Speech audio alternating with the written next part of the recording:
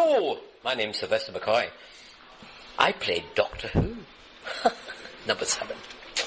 Yes, a long time ago. Anyway, you're listening to Neil. No, you're not. Listen to me. Anyway, you might be soon listening to Neil. Podding. Whatever that is. Neil Before Blog presents Neil Before Pod.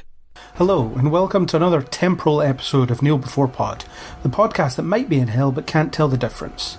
I'm your host Craig, and since DC's Legends of Tomorrow recently completed its 4th season, I thought it might merit a conversation.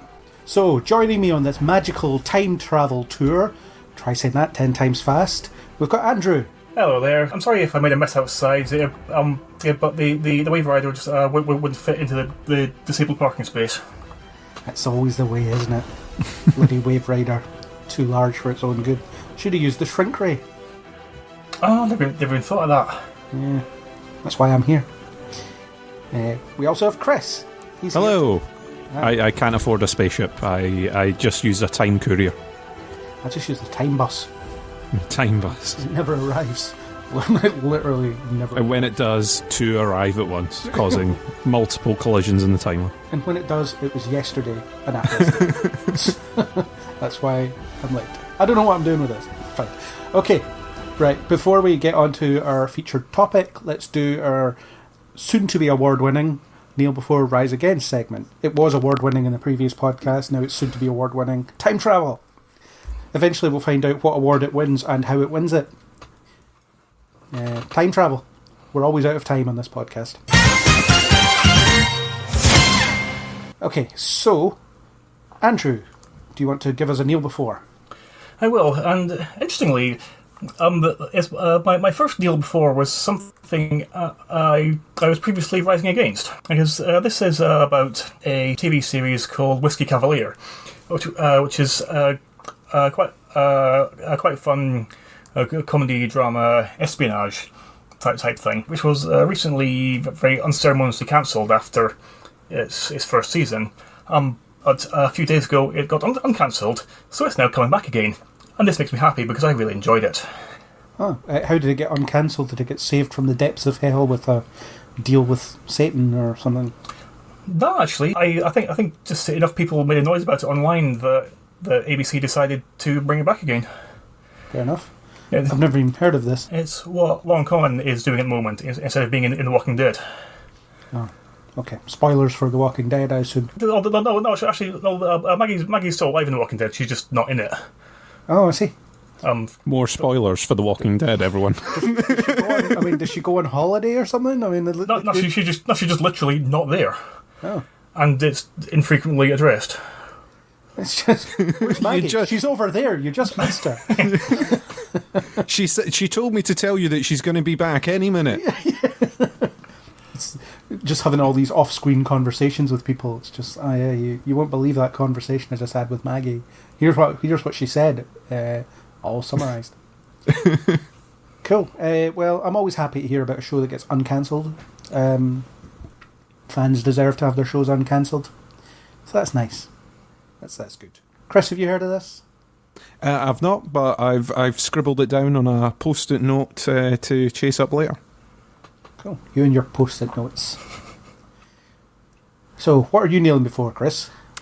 I am going to kneel before the news coming out about Christopher Nolan's next movie, Tenet. It's a sort of spy action film, and there's been a lot of sort of casting news and different bits and pieces coming out about it. Let me guess, it's the same people he always works with. Pretty much. But it sounds kind of interesting, so yeah, I'm going to kneel before it. Cool. I'm not a huge fan of Christopher Nolan. Now I'm just going to hide behind this riot shield for all the fruit that is sure to get thrown at me. But yeah, I think he's fine, but I think he's also overrated. So I'm not that excited about this. I thought Dunkirk was overrated. And now I've just lost all credibility, according to a section of fandom. You had credibility? It's some. It's now gone. Ah, okay. Yeah. And now I'm a Nolan hater, which I'm not. but you know, as far as the internet's concerned, it's extreme, so I am a Nolan hater, I guess. The Dark Knight Rises is crap. Who said that? People with taste. Oh, yes. That's it. I'm bringing someone else down with me. We can go on this anti-Nolan parade together. I once got completely roasted on Twitter for backing up one of the other writers at Starburst who was expressing his ambivalence for Iris in The Flash. Oh, wow. This was like around season 2 when she was like really boring and irritating and didn't do very much, and like massive swathes of fandom just like descended upon him. Yeah, and I sort of commented just like, yeah, I don't like her as well either. Bang, bang, bang, bang. Should have referred them to my reviews where I would constantly refer to her as Princess Iris. Yeah, she was so entitled. Yeah, that's pretty much my reasoning. But it's not even the Flash podcast, and we're giving it a kick in. I'm starting to feel like it's some kind of bullying that we're doing now. We're just like kicking this below average show while it's down. It just sort of transcends everything, doesn't it? It's you get a chance, you still find a chance to give it a little kick. Yeah. That's it. There's all roads lead to kicking the Flash, basically. Yeah. Well, there's just so many things to to slag off about it that then they become tangentially related to everything else. Yeah. Okay. So Christopher Nolan, fine. That's cool, I guess. I'll watch it, but yeah, whatever. I will remain on the kind of whatever side of the fence on that one for now. But cool. He was always going to make another film. Okay, so my Neil before. I'm going to Neil before the Maleficent 2 trailer. I can't remember what the actual film is called. It's got like a subtitle, but looks alright. Looks pretty good. I think we may have talked about it in the last podcast, but whatever. I didn't kneel before it, so it's valid. I think it looks pretty good. I really liked the first one. I thought there was an interesting little allegory that they were working on, that it seemed like Angelina Jolie was the only person involved who was actually in on it. You know, you had the whole the scene where she got her wings cut off after trusting a man, which is very... It's very, very... Timely? Yeah, timely. It's very, very clear what they were aiming for there, and I liked it, and it's one of those rare things that Disney are doing where they're actually taking something that they had before and trying something different with it, which may or may not allude to a Rise Against at some point. But yeah, I'm looking forward to it. I like the first one. I think they can do cool things with this one because they're doing whatever they want with it. They're turning it into something of a kind of frustrated anti-hero, which seems to work. So I'm on board with that. I've not actually watched it. And it's also reminded me that I've not actually seen Maleficent. Oh well. Which is something I should probably rectify it imminently. Yeah, fix that, like, at once. Well, maybe not right now, we're busy. But fix it at once. Sort of. See ya, I'm off. Just like sort out when you're not on company time. Just going to do a Natalie and sit and watch a film while the podcast is happening. Just and eat noisily throughout. Yeah, well, that goes without saying. You can't watch a film without popcorn, apparently, or Doritos. Very loud Doritos. So there we go. On to Rise Against. Andrew, hit us with our Rise Against. Right. Well, I am rising against the cancellation of The Tick. This was an over-the-top comedy comic book series, which was being shown on Amazon Prime. And the tick of the title is a character of mysterious origin who's a big man in a blue insect suit, which may or may not be his actual skin. And nobody knows who he is or where he comes from, and he might actually be insane. The series is a whole hell lot of fun. It doesn't take itself seriously, but at the same time, it isn't stupid. And the second series of it was recently released, and now Amazon have decided that they're not going to make any more of it. Fair dues. I saw the first 2 episodes of it at the Edinburgh TV Festival. Fun fact, promised a QA, paid like £12 for it. They showed... Was it 1 or 2 episodes? I think it was 2 episodes they showed. So the entire experience was about 40 minutes. There was no Q&A. I've never felt so ripped off. in all my life. Yep. I mean, I have, but I've never felt so ripped off. Not so blatantly. Yeah, it was just, wow, that was not worth the money. It was even less worth the money than that single episode of Red Dwarf they showed at the TV festival, not the same year, but at least that had a Q&A, which was kind of almost worth the price of admission. But that's a personal anecdote. I thought it was okay, the first 2 episodes. I haven't gone back to it because I don't have time, but I guess that's a shame. I really like the cartoon. I love the cartoon. Does he yell spoon really loudly for no reason in this one? Not frequently, but yes. Oh, But he does, good. yes. I haven't forgotten. That's good. Because that would be a shame. That was like his catchphrase in the cartoon. Yep, yeah. And there was also another live-action series of it as well, which was made in about 2001 or so. Yes, and where the Tick was played by Patrick Warburton. I remember that. I didn't actually see much of it, but I remember it. Yeah. Well, there was only like 9 episodes of it. But the cartoon was on like Fox Kids or something like that when I was growing up, and I would watch it because it's a cartoon. Because it was on and I had the remote, and if I moved, my parents would get it back, and then I wouldn't be able to watch TV anymore. Yeah, well, that's the rules. Yep. I would just sit there and make them suffer through crap that I wasn't even enjoying, just so I could stay on the TV. Yes, that sounds very familiar. Yes, except I was also doing it with 2 younger sisters. Yeah. That must have been interesting. There were battles and arguments. Yeah. Sounds fun. Yeah, it's a bit of a shame that it's being cancelled, really. I quite liked it. I have watched the first series. I've not watched the second one yet. But yeah, it seems a bit of a shame that it's been cancelled. I liked the first season. It wasn't one that I sort of went and I binged. I would sort of go back to it every once in a while. But yeah, it was a lot of fun. It was one that didn't really take itself too seriously. There was a bit of mystery in it, which allowed them a bit of leeway to do interesting things with the characters. So yeah, a bit of a shame that it's been cancelled. There it is.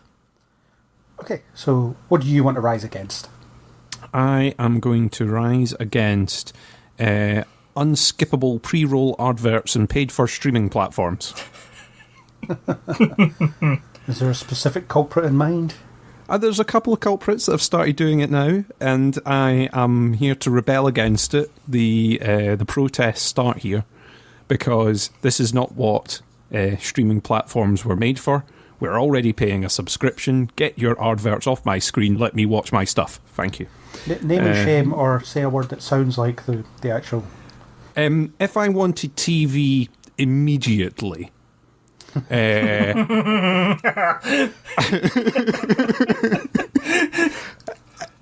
maybe a platform that caters for me, they are starting to do it. Also, if I had a streaming platform that was maybe named after my large shopping chain, online shopping chain that happened to be named after a river, I've also started doing it. I don't know. Answers in the comment section below, everyone. So it's if you get 2 of them, you win a prize. The prize is that there is no prize. Or it's a surprise. I don't know. We'll pick in the edit. So it just means that Chris has to pay for it because he's now promised it. So yeah, I've promised for either a lack of a surprise or a surprise. Yeah. Who knows? Who knows? But yeah, that's what I'm rising against, because I kind of feel it's like, do you know what? That's exactly what TV is, and if TV is now going to become like even more subscription-y and pre-roll adverts, but now on streaming platforms, I kind of feel that that's what we went to streaming platforms to avoid in the first place. Yeah, that sounds like it sucks. Yeah. Yeah. Is it all adverts for their own stuff, or just general adverts? Adverts for their own stuff primarily at the moment, but you almost have the feeling that this is testing the water to see how peeved off people get with these adverts, and if enough people don't complain, they'll go, well, we can do pre-rolls for our own stuff, and then they'll go, hey, do you want to advertise on our channel? Yeah. It's like, hey, subscriber, you've already subscribed, but why not subscribe so you can watch this? Yeah. Have you had a look at all the other great stuff that's on offer somewhere vaguely around this screen? You should click on it. And then you also get the feeling that, particularly ones that are tied to sort of shopping accounts and such, that it means that they can just throw up adverts for things that you've maybe looked at. Whenever you Google something for shopping and then suddenly you have a little look about on another website and there's an advert for the exact thing you've just been Googling or something similar to. Yes, and know it all too well. Yeah, you just know that that's the way it's going to go on these TV platforms eventually, isn't it? It's like, you mentioned the word, banana around about a smart speaker somewhere in your room and suddenly there's adverts for bananas everywhere. It's a depressing thought. I don't even like bananas. And now I've said it, they're going to be everywhere.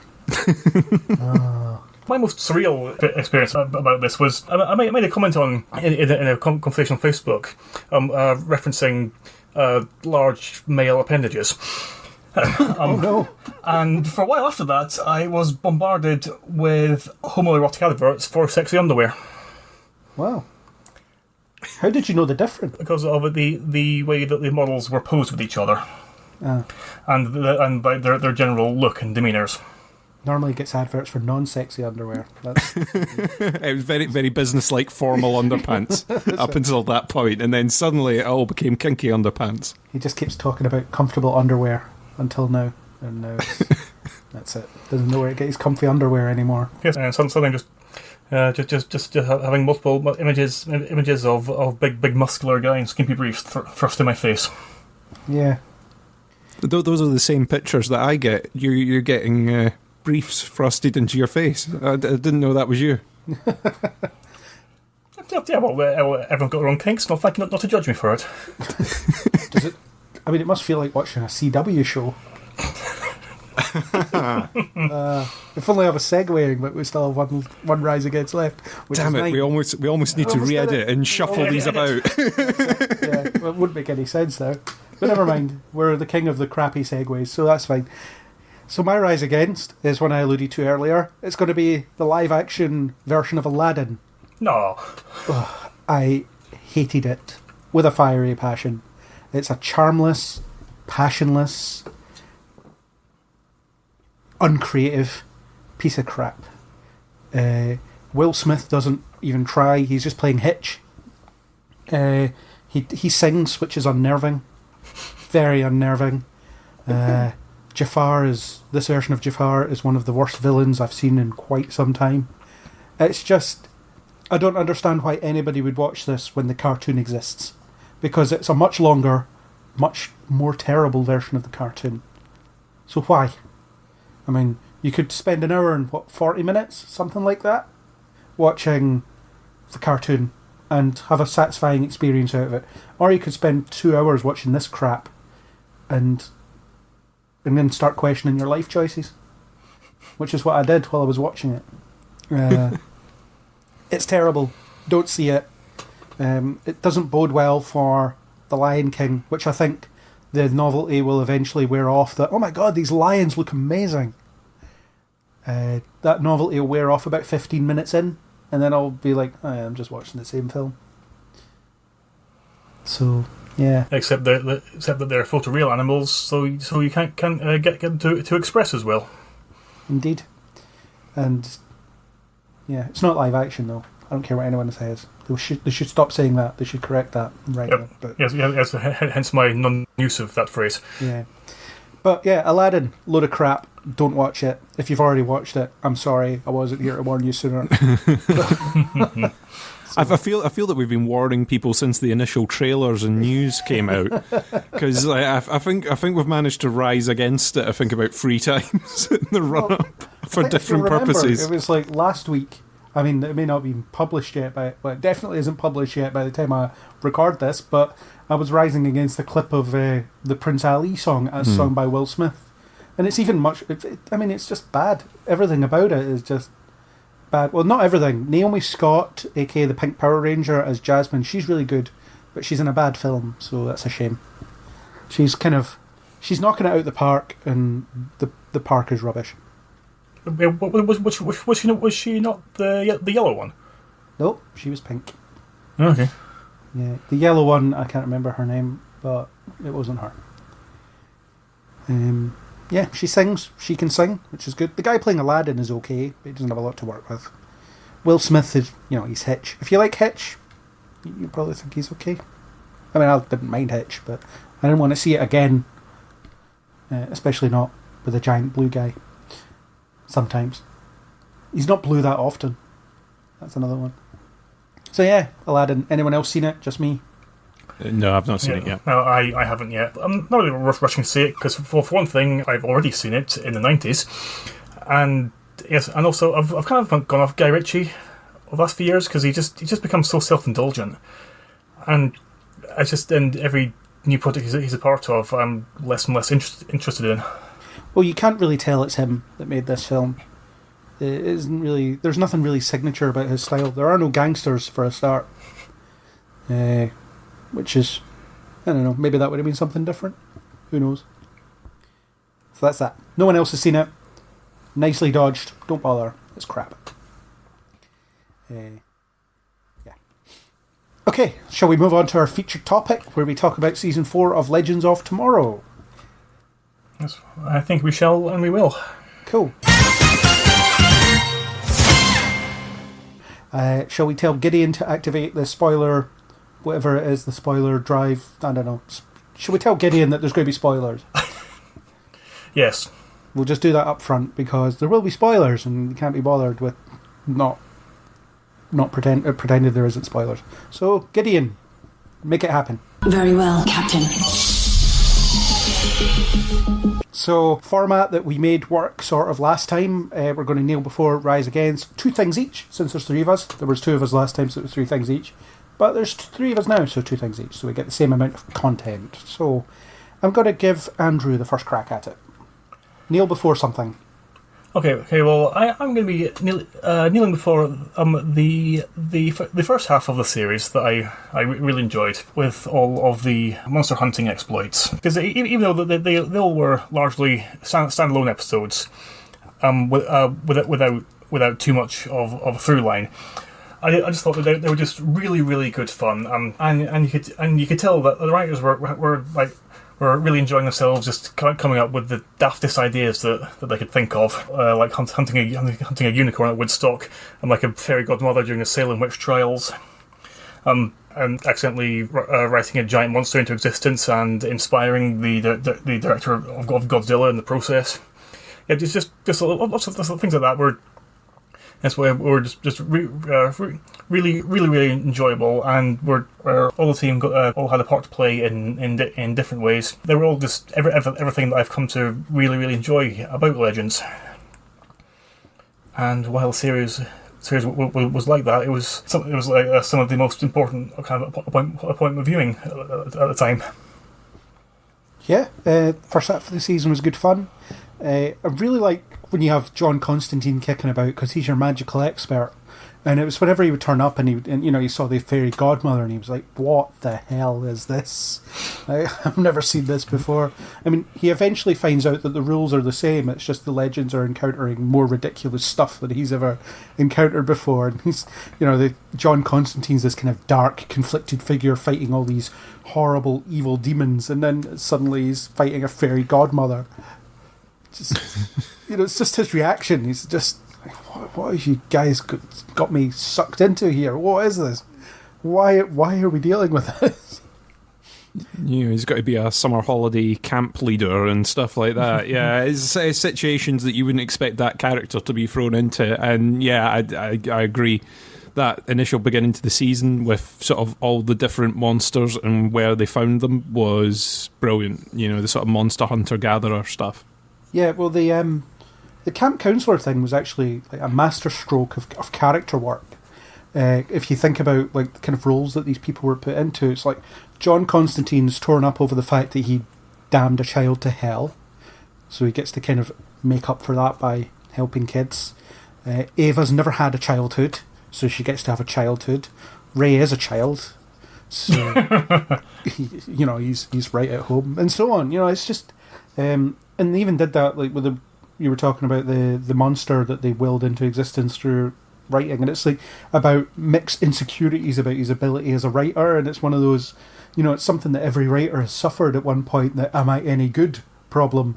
And it's like, it's up to him to solve the problem because he's the creative type on the team. It's just these little amazing character beats that they throw in, and it kind of elevates it above the ridiculous, because they just, they find the right note for a particular character to hit to make the story work. And they just do that consistently. And it's just, it's stupid and fun, but it's great. Precisely because it's stupid and fun is why Legends is so enjoyable. Absolutely. Because that's the tone that they've created for themselves. Yeah. I'll be very surprised if anything ever tops a CGI demon battling a giant Beebo. But if they manage to, then I'll be very pleased.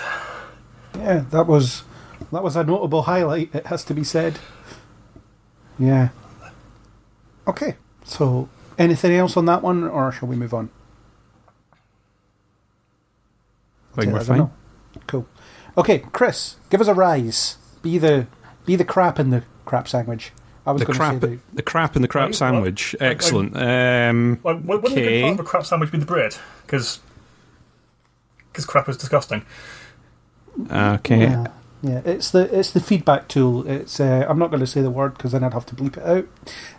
But it's a crap sandwich, as in you start off with your compliment, which is your or your good thing, which is your first slice of bread. Then you have the filling, which is crap, and then you have the other slice of bread, which is another compliment. So that's what I'll be doing. So are we making like a crap club sandwich? Yeah, sure. Why not? Because it's going to be multiple layers? Well, no, there'll be multiple sandwiches. Oh, right. Okay, so it's multiple crap sandwiches, or eventually are we going to end up with a sandwich? We'll see. Who knows? This is Legends of Tomorrow. Anything can happen. I'm sorry I made you overthink this. That should be the name of this podcast. I'm sorry I made you overthink this. Yeah, it probably sums it up pretty well, actually. Yeah. What am I going to rise against? I'm going to go for the Hayworld surprise reveal. I was surprised when it happened. However, what confused me more was, couldn't a lot of things have been solved just by him telling the truth right up front? Then it wouldn't be a surprise. That's true, but also there was opportunity so much earlier to get all that revealed. Yes, and it also wouldn't be a CW show if everybody actually sat down and had a proper adult conversation to clear up any possible misconceptions. We can't have that. And where would all the drama come from? Don't blame me for the CW's choice of fillings for this crap sandwich. I'm just providing them, okay? I'm just spreading it. Was it not I think Nate summed it up the best when he said, my dad made a deal with a demon to build a magical amusement park. When you say it out loud, it just outlines exactly how ridiculous it is. I love the ridiculousness of it. I love that it is very, very Legends. What I didn't understand was that it took the character's death before it was revealed, and it took a lot of hate directed at the character without him just going, oh, and by the way, this is what I'm doing. It's not for some secret military project. It's not for some torture camp. I'm training them to perform tricks at a theme park. And I think it would have been just as funny a reveal without it being on a silly video in the basement at a funeral. And I think to extend the kind of, I suppose, disappointment, I'll bring it to the finale, which I think was kind of disappointing in the sense of they were all just like pissing about in this theme park, making possibly the least entertaining sideshow that you can ever see. I mean, it's one of those things. I like to periodically remind people that Sarah used to be this tortured assassin responsible for the deaths of hundreds of people. She's very conflicted. Then she was brought back from the dead and was even more conflicted. And now she's standing in the centre of a sort of performance tent, performing a bad skit. I mean, could you go back to season 2 of Arrow and just think, oh yeah, I could see Sarah performing for a crowd in like 5 years. I've got a friend who's currently watching Arrow on a streaming service named after a river. And they don't have up-to-date seasons yet, and he's not watched Legends of Tomorrow yet. And I don't know when it's going to break, but I imagine that conversation when it happens. But it was all this... I mean, it's one of those things that makes me wonder about the sharedness of this shared universe. So, like, presumably in Arrow, people will have heard of Hayworld because all their hate will have been directed into this area. I don't know. Or their fear. It wasn't their hate, it was their fear. And it's like, hey, how about this park that's opened with, like, magical creatures? And that's weird. And also, who's that guy wearing my costume? I didn't legally endorse this park. Yeah, well, I've started to get the impression that aside from the crossovers, each of the shows just largely exist inside their own bubble. Because so often there are events that would have ramifications like throughout the whole world. Yeah, except they just never ever get referenced.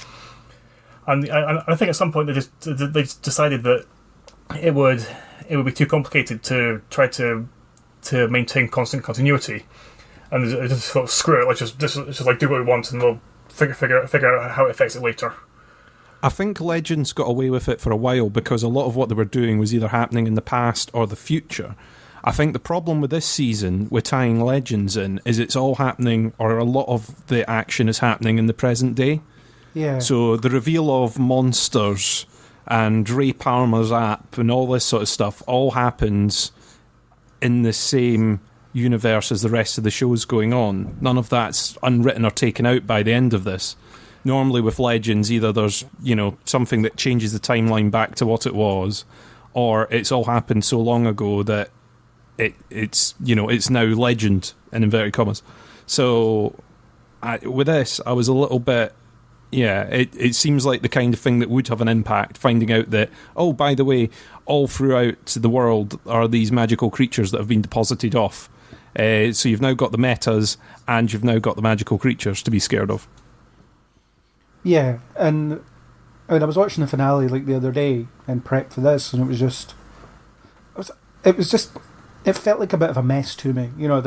Just that whole, let's make a show and divert people's attention away from like the horrible magical creature problem that they're all afraid of, and and we're going to have a portal to hell open, but that's not really that big a deal because let's focus on this really crappy sideshow that we have to put on. And when did they have time to rehearse for this? And yeah, it was all that. It was just such a bad skit. It was is that the Flash over there? It's like, no, it isn't. Okay, it just isn't.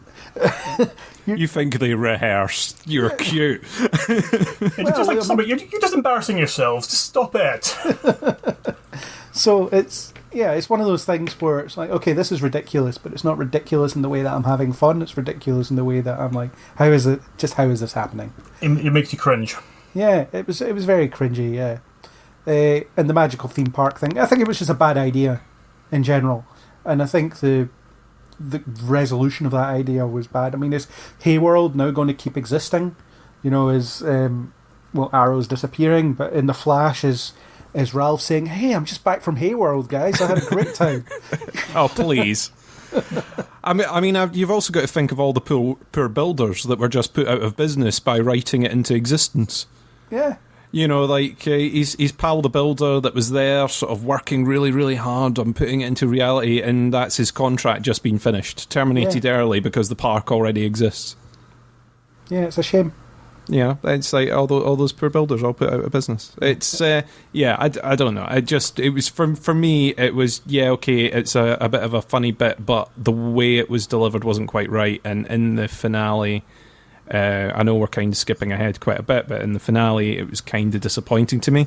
Though seeing them all dressed up as other Arrowverse characters to try and endorse the park, because the Legends would have no credibility to get people into the park, was pretty good. And the throwaway line of "you should have done the crossover," being fired back was enough. Really, that was good. considering on the other shows you had the Monitor turning up to do something, except on Flash, he doesn't show up on Flash. But in this, he's just like eating popcorn in the stands. It's like, is this legend set up for Crisis? It's just the Monitor showed up to do something bad, but then was enjoying the show and decided to just watch it instead. So is that how they're going to solve Crisis? They're going to put on a show. God, why not? But it was when we asked the Trinity and they said no, or they said hard pass. But hard pass. Yeah. So it's, I mean, Oliver Queen was too busy going off on some kind of interdimensional adventure. Kara has better things to do, and Barry is, well, God knows what he's up to, but it's not filming adverts, that's for sure. Yeah. There was one small thing I was wondering. Was that actually the first time that Sarah has ever been referred to as the White Canary, out loud? No, I don't recall it ever happening. It has happened before. Yeah. All right. Yeah, I forget when, but it has happened before. Yeah, it's just, I mean, the show has essentially become a superhero / magical sitcom, so it's not really about superheroes anymore as such. So they never like suit up anymore, other than for stuff like this, I guess. Yes, or crossovers when they need to look supremely badass. Yeah, pretty much. Okay, we're ready to move on to something more positive. Yes. Let's put bread on this crap sandwich. Yeah. Let's put a top on this crap sandwich.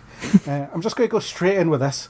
I'm just going to kneel before the Bollywood musical number because it was incredible. I'll sort of take you through my thought process as this episode came on. It was like, we're back in Jane Austen times. I was like, oh God, it's a Jane Austen episode. And I was all set to hate it. I was just ready to just watch this and hate it. And then you had all this kind of, this, I'm going to call it softcore CW stuff in the middle, which was, well, I mean, it's exactly the same as it is in any other show where they give that a try. And then, suddenly, you have a musical number. And I was watching it, and I was like, I was uplifted. Let's use that word. I was uplifted by the number. And then it came to writing my review of it, and I was sitting there thinking, I have no idea what they were singing about. I'm sure it was important, but I have no idea. So I had to watch it again, and then I watched it again. And I watched it another 10 times.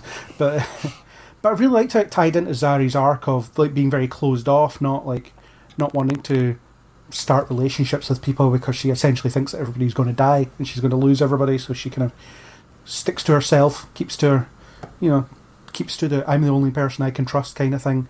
And then the song is about her opening herself up to the possibilities of not doing that anymore. And it's sort of the completion of her arc there. And then and when Mona turned up and was like, whoa, why did I just sing that? Oh well, I guess I'll just go with it. Like there wasn't even a beat between her realising that she was singing and then deciding to go with it, because that's what this show is now. They will just roll with the punches. And it was it was great. It was very well choreographed. It was very well sung. I mean, the people in the show are stupidly talented. It's not fair. Brilliant. Loved it. Yeah. I thought that the whole episode in general was quite good fun. The musical number in particular, and also where it seems like she's about to get into a sexy threesome, and just kind of looks at the camera and is like, "This is a dream, isn't it?" Yeah, and then it had the Nora and Ray sort of moving forward. I feel like I want to express my feelings through verse. It's hard to take Ray seriously most of the time, which is quite jarring when he's pretending to be a demon. Well, he's not pretending. I mean, he is a demon, but Brandon Routh's pretending to be a demon. Like it was just like a little hard to swallow, especially when Niall was doing the whole faux jovial thing, which I find so tedious when villains do. So, Chris, what do you think of the musical number? I enjoyed it. There's been a few little musical cues this year, and that was one that I didn't actually mind. I thought it was really good fun. Well, you had Biff Tannen. I mean, his name's Hank, but Biff. Yeah, he was still Biff. Yeah, he's always Biff. So musical numbers. Let's have more of them, please. If only Aaron was still watching, he might enjoy it. I think he'd still find some reason to hate it. There was a dance routine, there was singing. I mean, this could be the season to get him back. Nah, because then he'd be like, the time travel's rubbish. And I mean, it is, but strangely we don't care. Yeah, so the scores on the doors at the moment is, I don't know, we're not keeping score. Me and Andrew have knelt before one thing each. Chris has risen against one thing. So let's move to the second part. And Andrew, I'm going to make you rise against something now. Okay, right. I am going to rise against Gary. Wow. Just Gary in general. Not specifically, but generally his development. I quite liked him to begin with, just when he was introduced as like a comic relief character, just somebody who was like really enthusiastic and overeager and just a little bit bumbling, just like to keep him entertaining. But as the series progressed, the issue of him really not knowing what he was doing and him generally being clueless, but it kept on being amplified to the point where he was kind of becoming dangerously incompetent, and literally everything that he was doing was genuinely putting people's lives in danger. And by the end, just every moment that he was on screen, I just wanted him to go away and do something else because I couldn't be bothered listening to any more of his whining. I can see where you're coming from, although I actually I always felt kind of sorry for Gary because he's the workplace idiot, right? And every workplace has one. And if you're not sure who it is, it's definitely you. And I guess most fans will think they're a Sarah or a Ray or whoever, but they're probably a Gary. Let's face it. And I liked it when he sort of agreed to accept Neron's deal, because it's like, I don't want to be put upon anymore, I don't want to be insulted anymore, I want some respect and all that kind of stuff. And then he decides, when he gets the power of like wishing, it's like, what would happen if you gave an idiot the ability to have wishes granted? And he just keeps wishing for crap. It's like, I want book club, I want to be captain of the Wave Rider, I want a third nipple for some reason, just to have a spare, why not? And then it actually turns out that he was doing all that to distract the fairy godmother because he wanted to protect the legends because they're his friends, and he's a hard character to root for. But I really wanted him to succeed. It was just it was all these little touches, that suggest that he's a kind of a deeply broken person. It's like, this is the bathroom I cry in, and it's played as a joke, but that's actually really not funny. That's really deep-seated mental stuff that he's dealing with or not dealing with as such. And it's kind of what if someone is so badly mistreated for a long period of time, what happens to them, and how do they react to that? And I think the way they did it was good. And then eventually he is part of the team. He decides to stop trying to be on the team and just is on the team. And some of his line delivery in the finale was really funny. Once when the dragon came out and he was yelling like, "Everybody remain calm," and he was about to he was panicking, but stuff like that. So yeah, I quite like Gary. I feel sorry for the guy. I've got to say, I'm kind of with Craig on this one. Gary can be annoying when used too much. I think Gary is a fun sort of side character or surprise character to drop in on different things. However, I don't like him as a character that is in sort of a major focus of an episode or recurring quite a lot during an episode. Sort of things in the sort of Finding Eva episode where she was trapped in, I don't know, like a massive IKEA or wherever they were. I kind of liked him constantly turning up in there as like this really annoying sort of salesperson, helper aide sort of thing, because you're sort of seeing him in like Eva's perception of him. There's lots of little bits like that I quite like that they've done with him. I find it that they've kind of got that difficult position where it's like, what do we do to move this character forward and not just keep him doing the same stuff again and again? So yeah, I don't know what they're going to do with Gary. I think overexposure could be a bit much, but yeah, I like Gary Green. He's all we need. He's all the man we need. All the man. Any counter thoughts, Andrew, after we've defended him. I do see where you're coming from. Yeah, and honestly, it's a perception of him that I do wish that I had. Just as Chris mentioned, is a character that that needs to not be overused, and I just felt he was a little bit. Oh yeah, he is annoying, but he's like supposed to be annoying. But yeah, I kind of root for the guy. Come on, Gary, you can do this. You've got this, Gary. Do it for all us other Garys, Gary. Yeah, like I said, everyone wants to be Sarah or Ray or whoever, but they're probably Gary. that's the way it goes. So, Chris, be positive. Kneel before something. Be positive. I am going to kneel before the fairy godmother. She was introduced as like a one-off thing in a really funny name. episode. Yeah, I suppose so. Tabitha? Tabitha? Yeah. Tabitha, the fairy godmother. She was introduced as like what I thought was just a funny one-off episode where they go, okay, we've had a unicorn, we're going to go for a fairy godmother now in the ridiculous over-the-top outfit and the whole sort of British nanny-style-y fairy godmother. And I was not expecting her to become a recurring character through the season.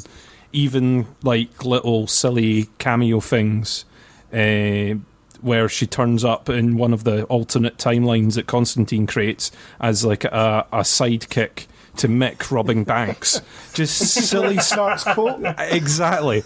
Just any silly stuff like that came up I thought was great. And then to suddenly have her being a bit of a villain in the season finale and being sort of key to the whole plot, I thought was like, oh, that's great actually.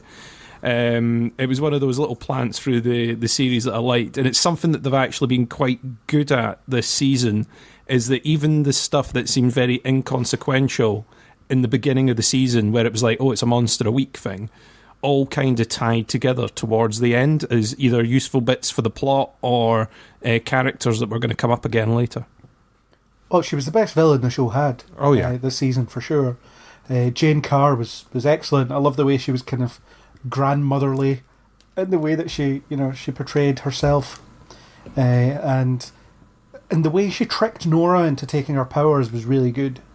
You know, a fellow witch, and it's, oh, if you want to save Mona, you have to, you could take my powers, and all she has to do is wish. And it's like, oh, by the way, you're now Gary's problem, and I get my black robe and wizard staff, and I'm all ready for, or witch staff, and I'm all ready to raise some hell. She was really good. Yeah, I thought she was brilliant, and I was so glad when she turned out to be Tabitha, because I wasn't expecting that. You know, I was expecting, oh, good, here we're going to have some other, like, I don't know, we're going to have some other badass Sarah-like female kind of vessel that she... Sexy demon kind of thing. Yeah.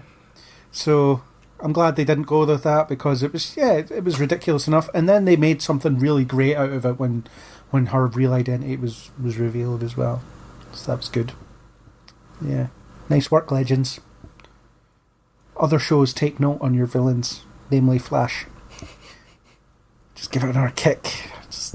Yeah, and also after Googling Jane Carr, found out she was in the prime of Miss Jean Brodie, because like a massive picture of the museum in Edinburgh came up, and I'm like, oh, hang on. I'm sure she was in an episode of How I Met Your Mother in its final season. She was, yeah. Yeah, she was trying to stop Barney from making bad decisions. Yeah. Andrew, did you like Tabitha? I did actually, yes. I got quite similar thoughts. I also really thought she was just going to be a one and done character, and you weren't to see any more of her. But the reintroduction of her as one of the primary villains was just a stroke of genius. And the way he talks to everybody like an evil granny. It's really genuine in the way that a lot of old people perceive people younger than them, just with this slight dismissal and the contempt for not knowing as much as them. Yeah, and I do really think that other shows could do well in having some badass old people as villains, like just to give things some bit more variance and just a bit more fun as well. Yeah, especially on CW shows. Yeah, we've got enough young, attractive people kicking about. Can we not mix it up a bit? Okay, so my turn to be negative. I am going to rise against Neron, because what a boring villain he was. He didn't do anything. Even when his plan was revealed, it's like, yeah, I've made an app. I'm hoping people will agree to the terms and conditions, because no one reads them. And then, oh, by the way, only a couple of thousand people have downloaded it because, the news cycle moves forward. And he just stands around, does nothing. And he does a lot of standing around doing nothing. I think Brandon Routh played him well. I think they would have been better keeping Christian Keyes. He was better. Although it wasn't a kick in the arse off his performance as Michael in Supernatural. But yeah, just a really dull villain. Especially when we had Malice from last year, and he's no Damien Dark either, is he? Well, let's face it, who is? Nobody is as big a ham as he is. Yeah, well, Brandon Routh comes pretty close, let's be fair, but still, yeah, just a weak villain. And I was so glad when Tabitha was there because, oh look, here's a villain that's actually doing something. Finally. It's like with some quantifiable personality. Yeah. I guess that's the problem when your gimmick is that you possess different actors and have different actors playing you, but then it just wasn't very good. And he was killed very easily as well. Just a quick Constantine fireball, away he goes. I kind of feel that he could have got his plan done a lot easier if he had just maybe used some of his time, went into an app development company, added it into the terms and conditions there, got a job at Apple or something, added it into the iTunes terms and conditions, then moved over to Google as a app developer and added it in over there, and then he'd been sorted. Yeah. Like, why make your own app? Just get it added to a load of other people's. Yeah. Added to the ones that people are already using. Yeah, and then they'll just re-sign up again and hit the accept button and it's all done. I kind of like the little twist on people like selling their soul via terms and conditions because no one reads them. I thought that was quite funny. But yeah, his plan was kind of a bit dull. It didn't really... The stakes didn't seem like that. The whole end game of the plan, it was like, okay, he's going to take over hell. No, he's bringing hell on Earth. And it was like, oh, okay, and then what? Yeah. Then what? because reasons. Because why? Yeah, because then hell's on Earth. It's like, but yeah, didn't he want to be like king of hell, and then he's got a whole domain down there that he rules instead of, because hell, by the looks of it down there, just looks like Earth, but kind of darker. So. Yeah, I mean, we'll get on to hell later on because I'm not gonna blow my second spoilers.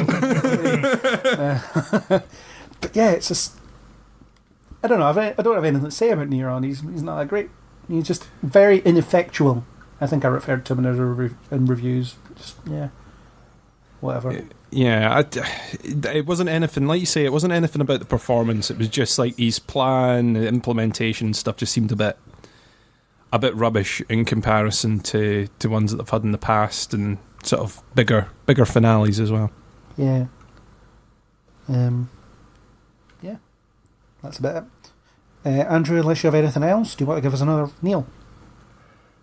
Or Neil? Yeah.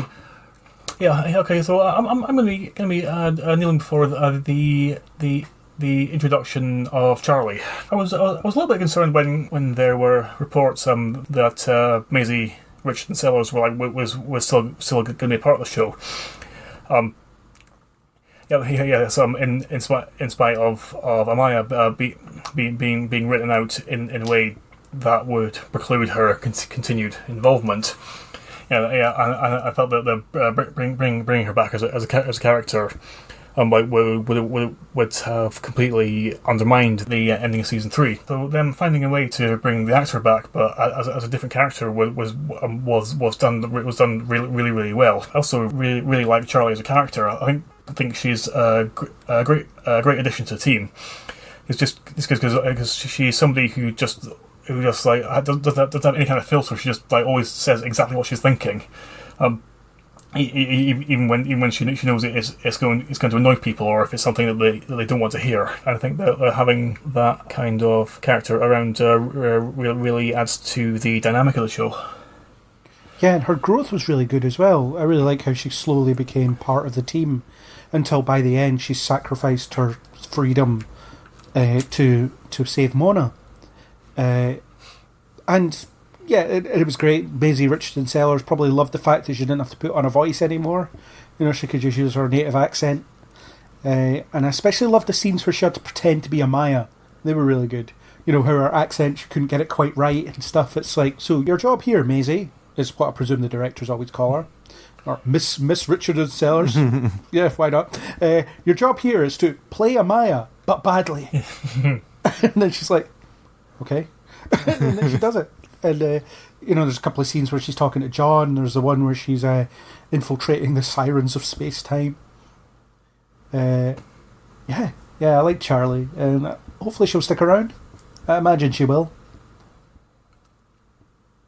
Yeah, I think she's been a good addition, actually. It was nice to see the actress back in the show. And yeah, part of me at first thought, oh, this is just kind of a bit of a loophole to keep her involved. And, you know, you kind of feel cheated out of what was meant to be the conclusion for Amaya. But I think she's been quite a good addition. They've had a bit of fun with her character, the body shifting kind of thing that they've done. And they've given her a bit of development, so yeah, can't complain in the end, really. Well, you mean they might have underdone her exit, like having Clark Gregg playing a villain that looks like Coulson in Agents of S.H.I.E.L.D. Because that's essentially the same thing, but we're not talking about that at this point. Yeah, and it's a good way to recycle your actors and get them doing different things, and that's something the Arrowverse does really well, I think, as well. You know, they've got... I mean, how many times have you got Tom Cavanaugh playing a new character, for example? I think that's about it. But they do that from time to time, you know. They just they spin it round and they have different... You know, they have actors doing different things within the confines of the show, which is good. And I suppose you've had David Harwood doing that in Supergirl, where he played the real Hank Henshaw, kind of badly, it has to be said. But that's another podcast. The Cyborg Superman. Yeah, let's not talk about that. They've forgotten about that anyway, so that's fine. But yeah, Charlie, good addition to the team. I like the way she bounced off the one, and the rest of the team. And the episode where she was trying to fix the timeline was good fun, especially when Zari was communicating with her as a cat. Apparently everyone on the team speaks cat. How's that happen? Just lucky, I guess. Just one of those stupid things that the show gets away with on a daily basis. So yeah, Charlie, good one. Chris, hate on something. I am going to hate on Mona / Wolfie come the second half of the season. I think she was a fun little introduction at the beginning when they were doing sort of the creature tamer, and they sort of slowly introduced her where she was bringing food into the Time Bureau for Gary. They did a fun little bit there, and then I feel that there was no need for her after that point, but the character somehow stayed for the entire season. I'm hoping that she's gone by the end of this. I have the feeling that as much as I like Gary, and I've already talked about how much I like Gary as a character, I don't feel that we need a second Gary. I think a Gary is enough. Gary is all we need. All the man we need. All the man we need. All the man we need. We don't need Mona. She's served her purpose now. They've done the bit. She can go. And that is my bit. I just feel she was a bit much. She was a lot. She was a lot, and she was quite... Not even whiny. I'm just trying to think of the right words. She just kind of got on my nerves a bit. I feel that Mona might be my totem for how Andrew feels about Gary. And that I can understand his point of view about Gary because of what I think about Mona by the end of this season. Yeah, I mean, I don't have such a passionate reaction to her. I think I did find her quite irritating at times, and I mean, her obsessive fangirlness was a bit much. The kind of book club stuff, her turning up at the convention and just yelling, the real Rebecca Silver wouldn't say that, and it's like, shut up. it's one of those where it's like, just sit down, calm down. The whole Wolfie thing, first of all she was mutating, and then suddenly it was a different person. Yeah. Yeah, I kind of agree, although I wasn't as annoyed as you were, I guess. I didn't dislike her. Oh, the way that she was a bit overused. Because she had a place like within the Time Bureau, somebody taking care of the monsters that they have imprisoned there. But as a part of the Legends, like, she just really didn't fit. And almost every time that she was away on some mission with them, it felt like she was just there. And they were struggling to actually find some purpose for her. Yeah, and I mean, them trying to set up the Gary, Nora... This is a mistake I kept making in my reviews. Mona and Nora sound so similar as names, but I kept writing Nora when I meant to write Mona. And yeah, I really like Nora, whereas Mona I'm not so sold on. But they were trying to set up that romance early on. I mean, they were kind of a bit weird on Gary's sexuality throughout.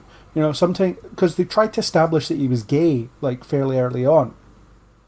And then he seems to have become bisexual, but it doesn't seem to fit with what they were doing with him before. I mean, I suppose, yeah, sexuality is fluid, especially in Legends of Tomorrow, but it was. But the way he was treating her was not okay. You know, the way he was trying to, like, neg her, you know, doing that. I'm gonna, like, sting you with kind of a couple of insults and whatever. That was not okay. No, it didn't seem quite right. But my overall thing was I thought there was a place for her at the Time Bureau, and then maybe as a pop-up character, but then I kind of feel that having her full-time was too much. Yeah, no argument there. So I'm going to kneel before the Sarah/Ava relationship. I think it's one of the better long-term relationships they've done on any of these shows, because they have issues, they work them out, and then they don't come up again. I mean, that's already the best Arrowverse relationship right there. They sit down and have conversations. Yeah, they're like, okay, what's bothering you? Let's hash this out. The episode where they were fighting the way out of her purgatory, which was, you know, IKEA, was really good because it was all these concerns. It was like Sarah was afraid of growing old with her because she couldn't imagine that ever happening. She was kind of afraid of that future. All the mundane stuff like washing the dishes and that kind of stuff was all great. And I just like the way that they bounced off each other, the way it developed. It just felt very natural.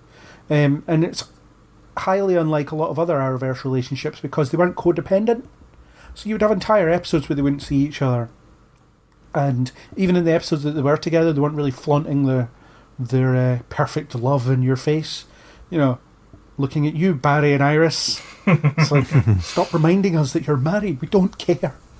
And why is no one bothered by this other than me? So it was a good relationship. It was well developed. It was mature. It just worked. I really liked it. I'm with you on it. I had it down as one of mine as well, as something that I really, really enjoyed. I think they've given it plenty of time to develop. They've done those little, like you say, they come to challenges and they overcome it. They even did a little bit of the home life and stuff through a couple of episodes and trying to keep in touch, and them talking about, you know, the struggle of one being away all the time and one being at home and all that sort of stuff. And they covered it all, and they've done a lot of the legwork with it. They've not rushed to anything, and any time that they had a conflict, it kind of felt quite real. Yeah. Which is something very strange to be saying about Legends. You know what I mean? Because it seems like of all the shows that would have ridiculous over-the-top relationship drama or over-the-top dramatics and stuff, it would be Legends. But it's not. It's actually done this really, really well. It's been really quite nice to watch develop. Yeah. And the thing I just like about it is that it really seems like they have a life together, just with like the events of the show. Just like I start one episode, like when they're lying in bed together, just about to start watching a film. Mm-hmm. It's just like simple, basic, everyday relationship thing like that. Whereas in a lot of these shows, it seems that every aspect of the character's relationships has to be relevant to the story in some way. and every time they reach some relationship milestone, then that needs to be interrupted by some crisis needing averted before they can actually deal with it. Whereas with Sarah and Ava, they're just able to keep it separate and actually have a proper, genuine adult relationship that works. I think that's brilliant. Yeah, and I think we've discussed that on prior podcasts where it is on these shows they hit the milestones and little else, which makes the relationships feel false. But here they just be, they're just allowed to just be together, and it's not a big deal. That's what helps sell it, and it's the little things like you talked about there. Also, Sarah deciding, you know what, I'm going to take an interest in what Ava likes and join book club, so I'm going to read this book, even though she really doesn't want to. I mean, she eventually listens to the audio tape, which I'm really disappointed that it wasn't voiced by John Noble. That would have been a nice one, but whatever. So she listens to the audible version of it, or whatever DC legally distinct audio book streaming service they might use. And then it turns out Ava doesn't read the books either. She just listens to Mona prattle on while she drinks wine. It's an excuse to spend time together, which I thought was just a really nice, Yeah, and I'm sure Nick wouldn't mind me saying this, but he mentioned on Nick, who occasionally appears on the podcast. I say occasionally, probably not in like over a year. Talked about how. He made a Facebook post once where he talked about how Sarah was really positive bisexual representation on television. Because she just is. That's her identity, I guess. And they do it really well. Because she doesn't discriminate. She loves everybody. Yeah, it has always seemed to me that she seems to have a preference for women. Or she certainly had a lot more opportunities with women throughout the shows. Yeah. But also, like, if there's a guy comes along that she likes, then she certainly doesn't say no. Such as Oliver Queen or John Constantine. John Constantine, like in the basement of a mental asylum. Yeah, well, I mean, why not? That sounds like a Cluedo result. That. It was Sarah in the basement of the asylum with John Constantine? Yeah. Okay. Sarah with the lead pipe in the basement with John Constantine. That's a euphemism if there ever was one. Yeah, let's not delve further into that. So, yes, we're on our final round now, so that's cool. So, Andrew, do you want to give us a negative? Yes, I am rising against the show using people's fear of the magical creatures as an allegory for human bigotry and the fear of people different from you. Just because that kind of thing is starting to get really, really boring. Okay, I accept the fact that it is an important issue, and certainly nowadays, where certain people are look for any excuse they can to sow division amongst people. But I think there are better ways of doing it than to shoehorn it into a silly sci-fi show as an incredibly unsubtle subplot. It just annoyed me. It felt a bit forced and unnecessary, and I could have done without it.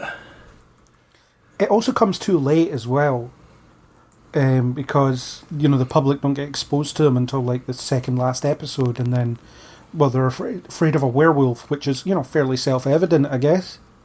Because it's a werewolf, I'd be terrified.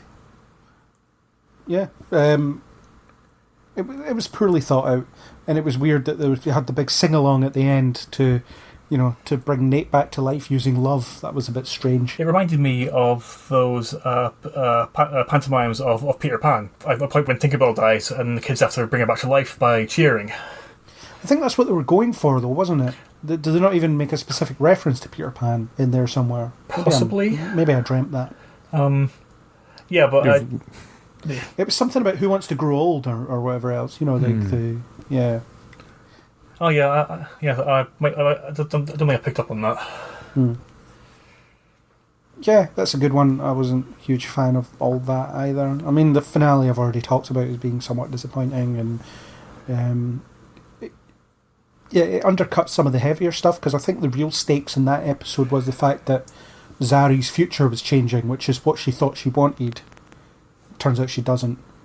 And then when she thinks Nate's dead, she comes out of the temporal zone, and then suddenly has her life rewritten because she didn't want Nate to sort of die alone. And it was like her arc throughout the series was embracing friendship, embracing love, embracing the team. And then once she does that, it ends up being like her undoing.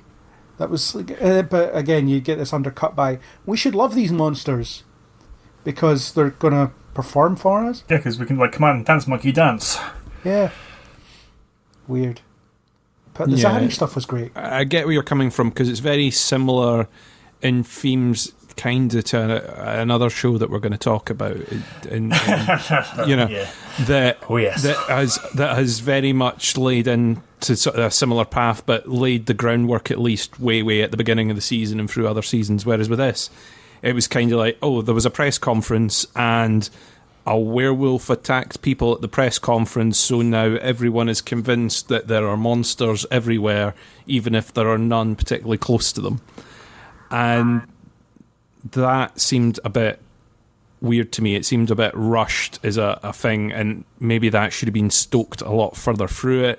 Or even, the fact that they've got access to the Time Bureau means that they can take the monsters further back in time, introduce them earlier on, get people really hyped up and really scared or whatever, and then put it through. I mean, I think they could have done stuff like that, maybe, but they didn't have enough episode runtime or give it enough runtime through episodes to actually do that, which I think is what led to it being a bit disappointing in the final. The stuff with Zari, I liked.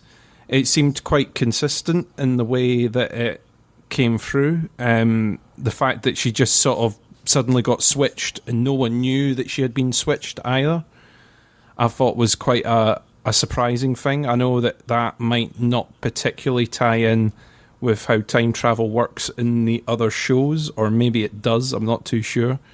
I think we'd be hard pressed to sort of find the hard and fast rules for how Legends time travel works. I definitely don't think it's written down anywhere, and if it's written down in the writer's room, it must be written down in really, really small print.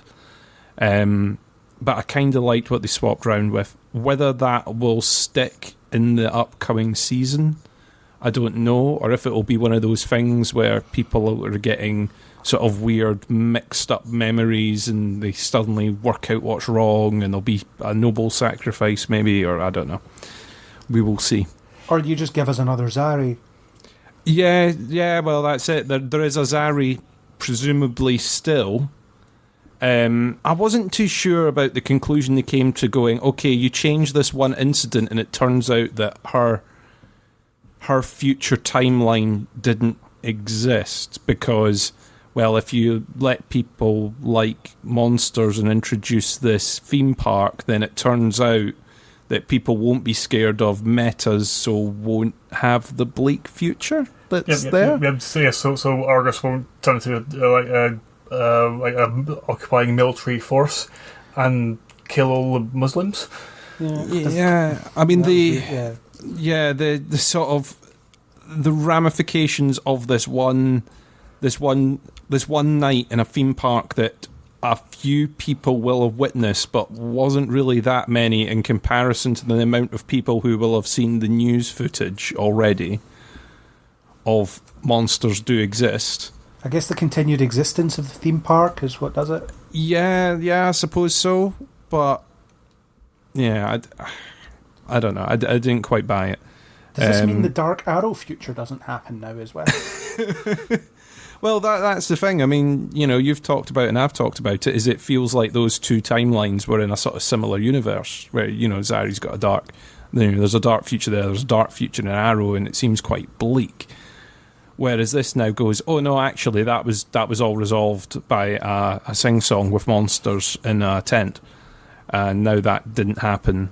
But Star City's still an absolute mess. Sorry. Yeah. And Crisis is happening a lot sooner than you think, so who knows? I mean, maybe they should just write Vigilante World, where you can see vigilantes perform stunts and tricks, and you can all hold hands and sing together. Yeah, why not? Yeah. Superhero Fight Club.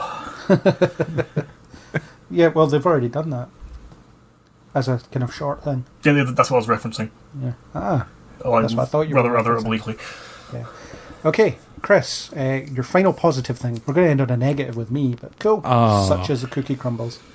I am going to finish my bit with the episode Legends to Meow Meow.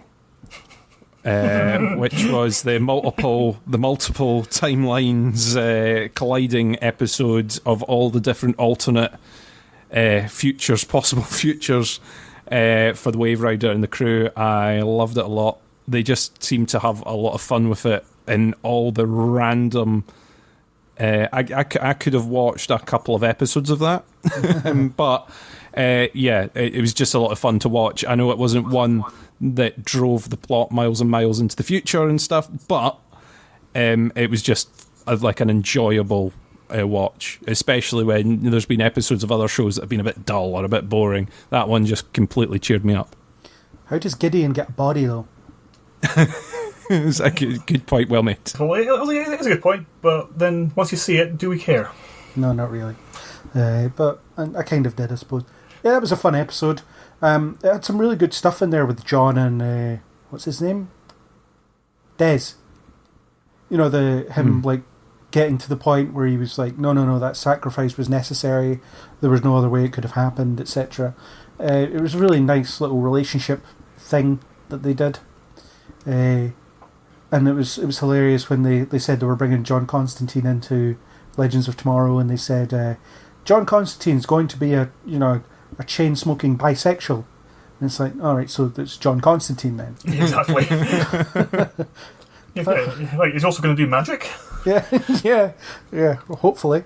But they did really good with that. I think it was really good to give John a kind of an arc like that. I mean, I wasn't expecting it, because I always see him as that kind of that possessive loner. You know, he always he never wants to stick around anywhere. So it was good to see him at the point where he was willing to stick around with something. No, I thought it was neat, and it was the kind of thing where, and they even talked about it during the show. It was like, you're given the opportunity to be able to change your past, to fix a mistake, to right a wrong, and he took that opportunity. He couldn't resist it. Yeah. And you got to see him sort of toying with the idea for a while before they did that episode as well. It wasn't just like suddenly he went, oh, by the way, this episode I'm going to go off and do this. Yeah. There was a bit of him toying with the idea all the way into the run-up, so... Yeah, I mean, there was like him trying to kick his dad in the nuts and stuff, and he couldn't do it. Things like that. Yeah, it was fun. The bit where they were talking about the missed calls from Cara Zor-El, Oliver Queen and Barry Allen. So it must be the annual crossover. You're like, pass. Yeah, hard pass. Thanks. But yeah, it was good fun. That was their crossover episode because it came on the same week. They were like, we're not allowed in this year's crossover. We're going to do our own with ourselves. Yeah, we're going to cross over with all our own alternate realities. Yeah. So just because we can. Yeah. Yeah, it was fun. I enjoyed it. So my last rise against is an appropriate one. I'm going to rise against the depiction of hell because it was really lazy. The design was really lazy. The episode as well. I mean, as much as I liked the episode itself, I liked seeing John come face to face with Astra and realise that, wow, I made a mess of this because she was so badly corrupted that she didn't want to leave and things like that. And it looks like she could be the villain for next season, which is something I might enjoy. I think I talked about it in Flash reviews where it's things like when they introduced, I guess they came to call her She-Cada, the female cicada, and she was, it's like, oh my god, it's a female villain, like a female primary villain, which is something they've really not done before, other than Rain and Supergirl, I guess. So that could be interesting, something that's deeply personal to John as well for the next season, if she's going to be the main villain. But it was things like, okay, we're going to go to this place in hell. I'm going to go to this nightclub and ask a few questions, and I'm kind of being chased. but not really. You know, it doesn't seem like that urgent a problem. And it's like, oh God, here's Satan himself. Hey, buddy, how you doing? Yeah. And the Triumvirate, which is a very deep cut comic book thing that would be far too weird to chuck into half an episode of Legends of Tomorrow, but they did it anyway. You're probably talking half a season of a Constantine TV show here.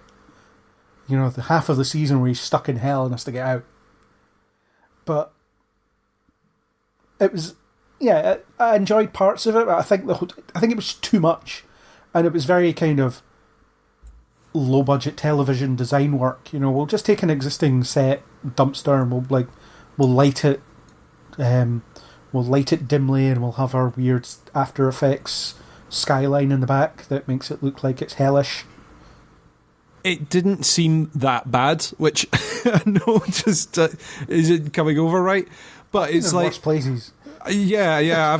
I've been to worse bits, and I've seen some scenes in Arrow that look worse than this. You know what I mean? I have the feeling the people designing Gotham were like, yeah, we've got a spare set that you can borrow. You know, it's like, we need to be done by 5. Batwoman's filming in a minute. Yeah, and you know they're going to be shooting up this bar set for an episode of Arrow soon. So you know, quick, get through here and get out the other side, will you?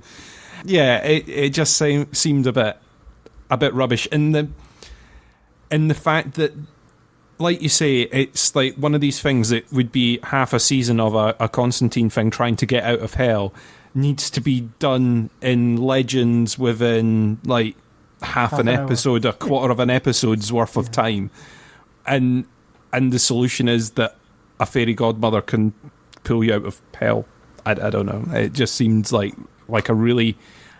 It took a lot of stakes out of the of the thing, and I think that's a problem with a lot of these Arrow shows, is Arrowverse shows and the CW ones, is that like they build up something as being like, oh, we can't go there, there'd be no way you'd get out alive, they torture you forever, everyone's hunting after you, they'll pull you apart as soon as you arrive. And then he goes down there and he can walk about for what seems like ages with like a have you seen my friend sign with like a couple of people sort of mildly following him about. Yeah, there was an off-screen torture scene, but you don't feel that's like the comeuppance that people have been wanting him to get all this time. Yeah. And then after all that, it turns out that the Ray spent his time playing Jenga with Vandal Savage. Yeah, what about that Vandal Savage cameo? That was just so random. Let's not remember season 1. Yeah, it's just like when they figured out what the hell they were doing. It's like, I remember when we were at each other's throats, it was over a girl, and then Nora was like, what girl? It's like, doesn't matter. Don't talk about it. We'd have to show it in a previously on, and we can't remember that part of the show. It didn't happen. I really liked the fact that it was like taking a character that was from when Legends was still sort of semi taking itself seriously, and pulling them into new Legends and just going, oh yeah, remember how we used to take this seriously? Yeah, not anymore. Look what we did to the old villain. And it's like, you know, and that I kind of liked, because it was like a big turnaround to going, oh yeah, remember when we tried to do this a little bit? Right, well, okay, I loved it when they summed up his motivation as being like, it was essentially, you know, your propensity for world domination and inability to take no for an answer. Or handle rejection or something like that. It was something like that. Yeah, hell, whatever. Yeah. Well, the one thing I liked about it was the twist with Astra. I'm not sure how familiar you are with the Hellblazer comics. Not so much, but I'm familiar with the TV show Constantine. Well, the whole thing about Constantine, like accidentally damning Astra to hell, like via a botched exorcism. That was a thing that I'd taken directly from the comics.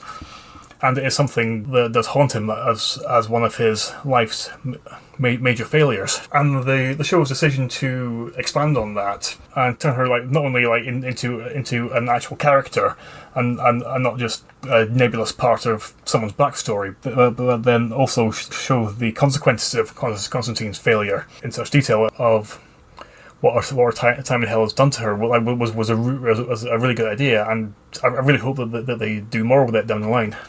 Well, if she becomes the main villain for next season, it will be about him getting closure on that, won't it?